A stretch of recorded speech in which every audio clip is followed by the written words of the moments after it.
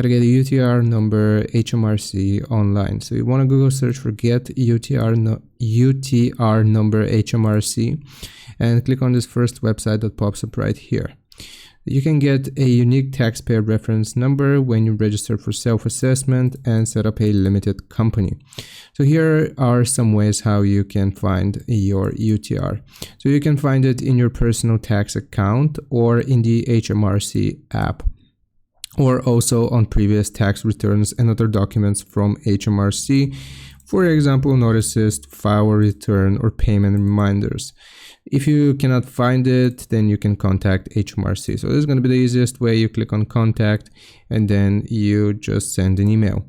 Or again, if you have a personal tax account, you can check your income tax estimate and tax code, submit, view, manage assessment tax return, or claim a tax return.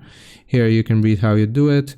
And also in the HMRC app here, you will open up the app and then you can find, first you have to get it here and you can use it. You can find it on the app itself. So I hope this helps. Leave a like and sub, and I'll see you next time.